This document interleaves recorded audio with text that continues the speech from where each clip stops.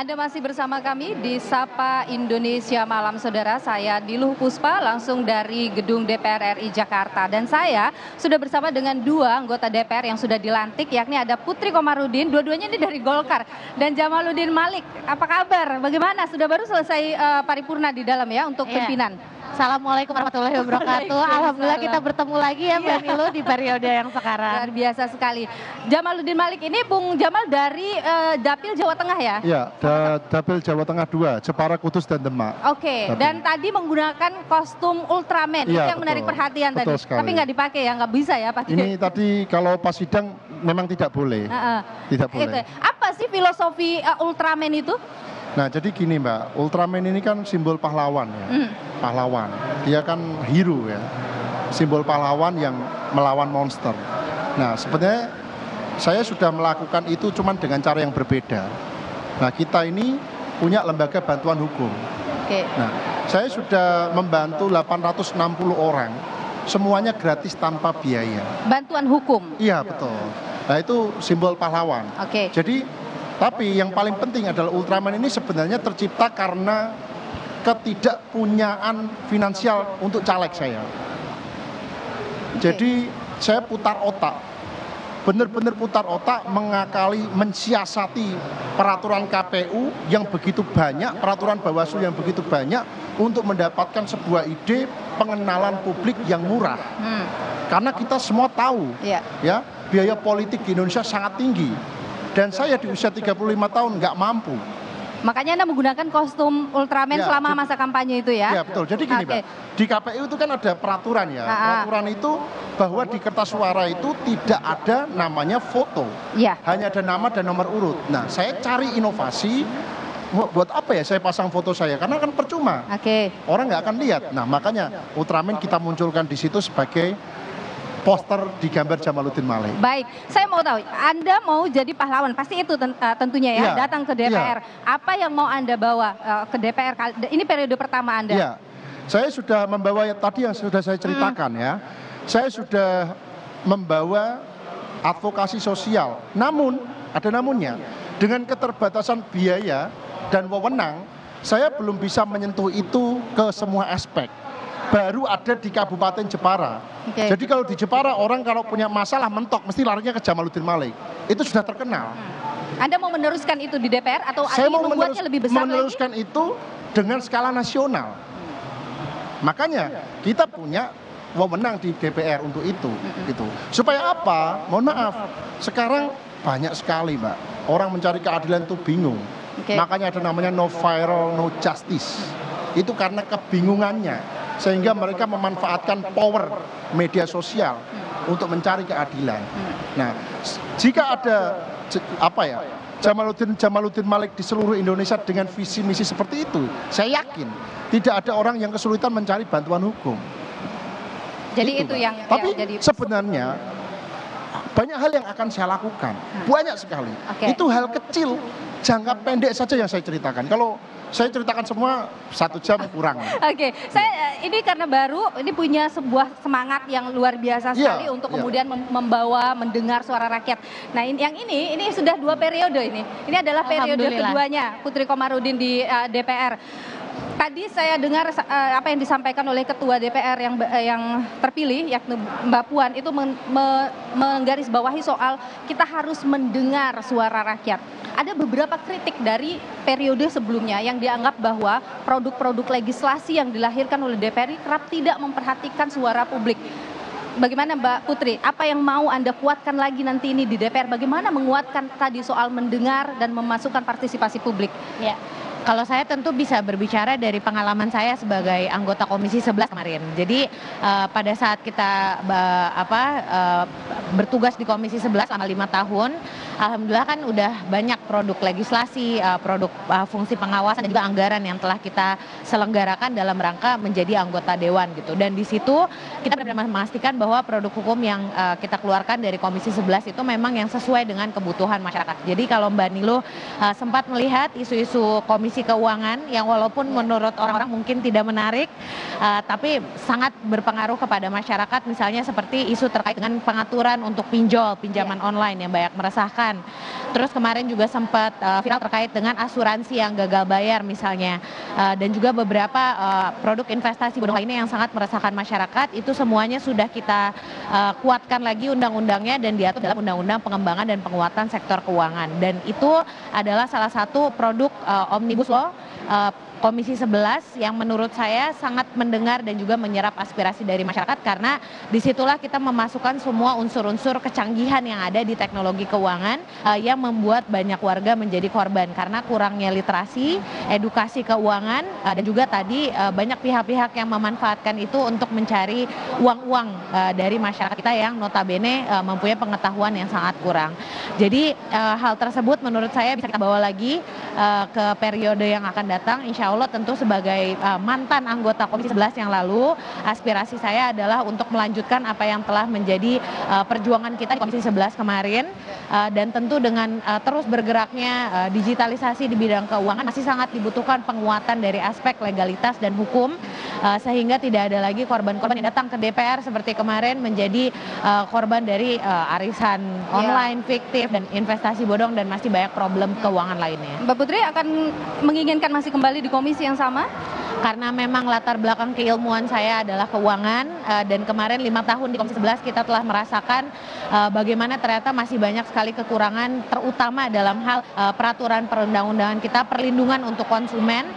Jadi tentu saya berkeinginan untuk ditugaskan oleh partai lagi duduk di komisi yang sama, tapi kalau itu diperkenankan. Tapi tentu sebagai kader partai kita pasti siap ditempatkan di komisi mana saja. Ada yang masih tertinggal nggak dari Komisi 11 yang mungkin belum selesai? Rasa-rasanya kayaknya ini harus saya selesaikan di yang periode berikutnya. Ya. Karena tadi digitalisasi itu terus berkembang. Kalau Mbak Niluh sekarang lihat problemnya banyak di anak-anak muda.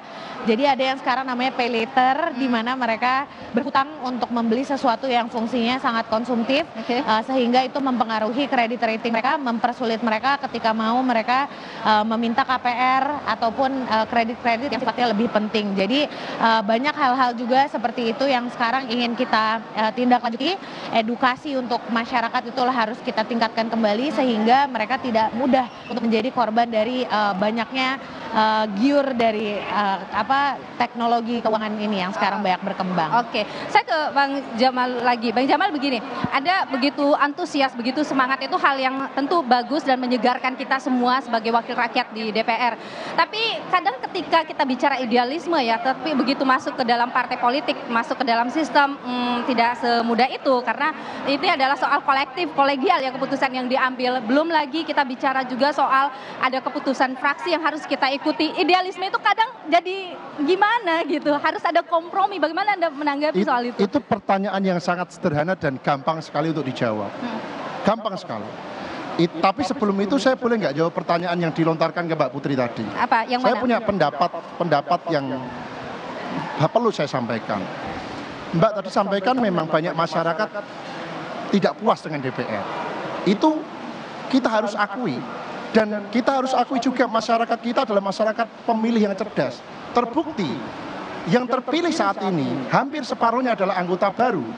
Artinya masyarakat sudah cerdas memilih dan memiliki harapan baru. Oke? Terkait harapan itu mereka sudah sampaikan kepada caleg-caleg baru yang terpilih. Jumlahnya hampir 50%. Itu baru ada ya. Luar biasa. Lalu saya jawab yang tadi ya. Nah, apakah nanti jika ada pendapat dan idealisme saya yang bertentangan dengan fraksi, bagaimana sikap saya, bertentangan dengan partai, bagaimana sikap saya? Itu pertanyaan yang sangat-sangat simpel. Itulah kenapa saya memilih masuk di Partai Golkar. Kenapa saya memilih masuk di Partai Golkar? Tak ada korelasinya dengan jawaban itu. Karena apa? Di Partai Golkar demokrasinya berjalan dengan baik.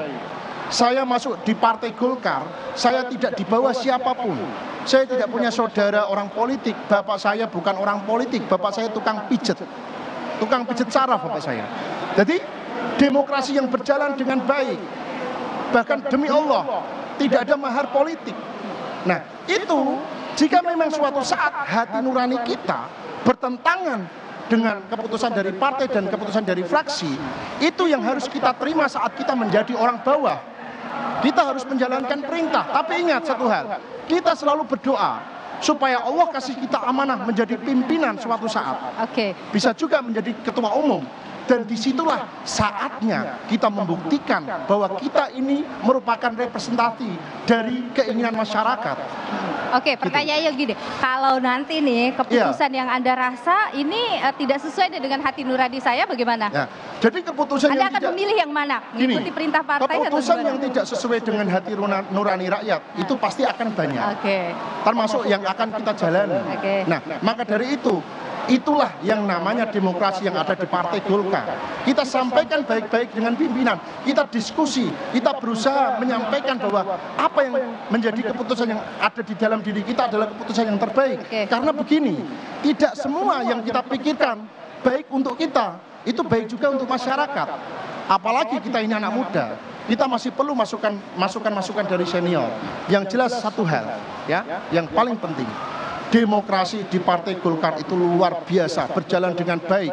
Kita bisa lihat ada Ketua Umum Pak Bahlil Lahadalia yang sekarang, bagaimana beliau dulu susahnya hidupnya bisa menjadi Ketua Umum. Kalau saya masuk di partai lain, mohon maaf, sudah ditentukan ini ketuanya ini, nanti anaknya ini, ya kita nggak tahu kan gitu.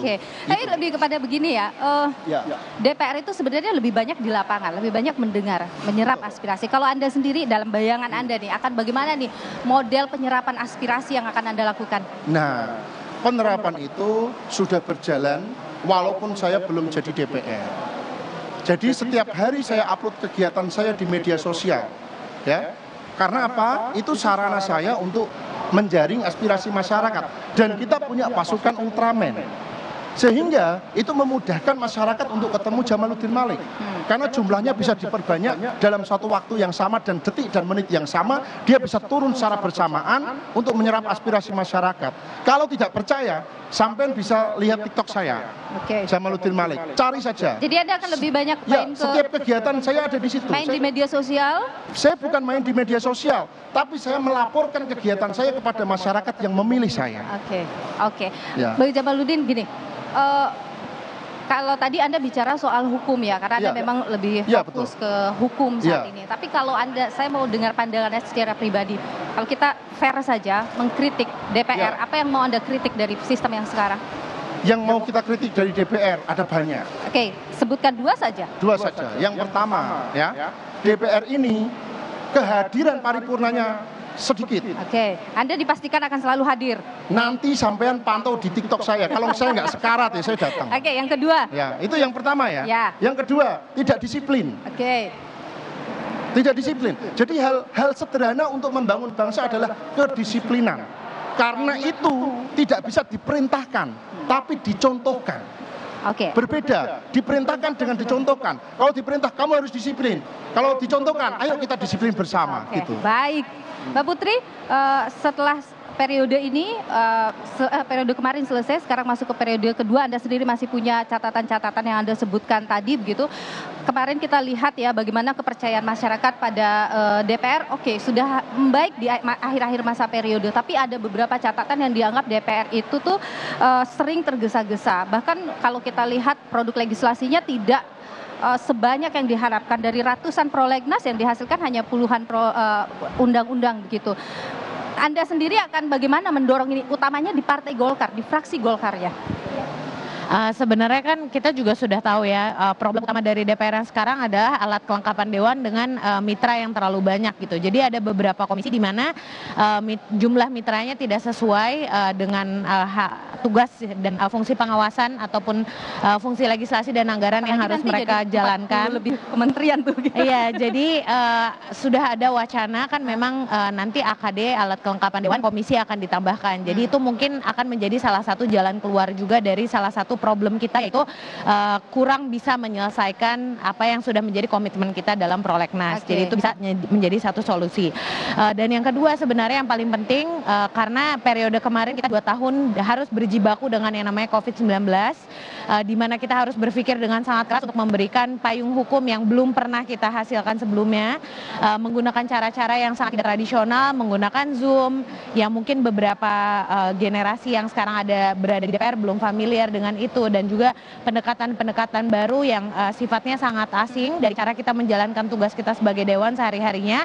Alhamdulillah itu sudah tidak terjadi lagi sekarang, jadi insya Allah saya sangat optimis DPR periode yang sekarang ini akan jauh lebih produktif daripada yang lalu karena kita tuh sudah tidak dihadapkan dengan pandemi lagi. Produktif artinya menghasilkan produk legislasi yang lebih banyak, tapi juga yang paling penting adalah kualitas dari produk legislasi itu yang paling digarisbawahi oleh masyarakat sekarang. Terima kasih Mbak Putri Komarudin dan terima kasih juga Bang Jamaluddin Malik sudah berbagi pandangan. Selamat bekerja. Terima kasih Mbak Nilu. Pantau terus ya. Kita akan pantau, masyarakat akan memantau terus kerja-kerja dari DPR biar tahu yang ya, baru. saya ngomong kosong apa tidak. Gitu. Baik, terima kasih.